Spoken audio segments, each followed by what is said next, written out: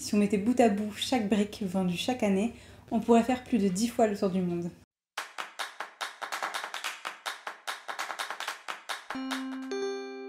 En 1932, Ole Kirk Christiansen, charpentier danois, se reconvertit pour fonder une entreprise qui fera de lui l'homme le plus riche de son pays. Pour son nom d'entreprise, Christiansen choisit 2 mots, leg et god, qui signifie joue bien en danois, et on fera un diminutif pour le côté plus pratique. Lego voit donc le jour.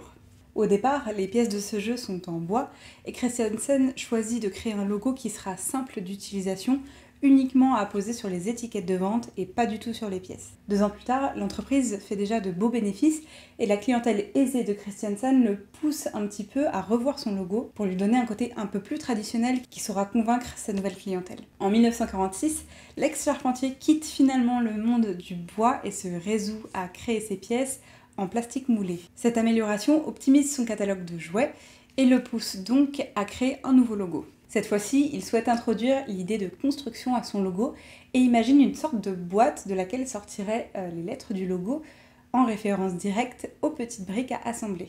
Il y ajoute ensuite 2 couleurs, le jaune et le rouge, pour un peu plus se rapprocher de sa cible, les enfants. Avec les années, le logo évolue et le fondateur teste de nouvelles identités graphiques. Puis en 1953 apparaît un lettrage beaucoup plus rond, plus bold et surtout plus fun. Le logo s'affinera pour devenir celui qu'on connaît aujourd'hui, avec des couleurs beaucoup plus flash et des contours bien assumés. Légèrement en italique, le logo se veut dynamique et s'impose dans son carré qui est solide, en référence directe aux briques elles-mêmes. Le logo, minimaliste et efficace, sera utilisé comme base pour la création de ces déclinaisons pour les marques Quattro et Duplo, spécialement conçues pour les enfants en très bas âge. Ces 2 nouveaux logos, on récupère l'idée de la typo bien ronde et bien lisible, on réutilise les couleurs et on en ajoute encore quelques-unes. L'élément fort qui vient dissocier un peu ces 2 univers, ça va être les mascottes qui vont être ajoutées sur les 2 nouveaux logos, qui viennent coller un peu plus avec l'univers enfantin. Ce que j'aime bien moi avec cette entreprise, c'est que Christiansen s'est lancé à un objectif qui était à la base plutôt modeste. Il voulait juste créer des jeux pour les enfants de son pays. Aujourd'hui, c'est plus de 320 milliards de briques qui circulent à travers le monde, sans compter ses 8 parcs d'attractions,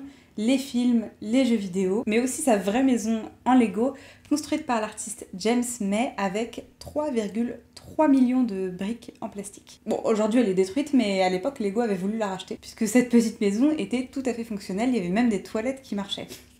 Plus récemment, et si vous aimez bien l'esthétique de la marque, Lego a fait une collab avec Levi's. On y retrouve des t-shirts, des sacoches, des casquettes, etc. La collection est hyper colorée. Sur les vêtements, on retrouve évidemment les pièces empilables, mais aussi les figurines Lego et le logo, bien évidemment. Une collection qui ravira les passionnés. Pour la prochaine vidéo, je vous propose de choisir entre les logos de Coca et de McDonald's. On est sur du gras et du sucré.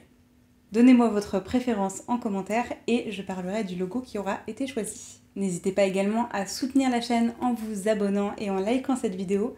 Et d'ici là, moi je vous dis à très vite. Bye. Mais allez, olé, olé, olé, olé, Kirk Christiansen.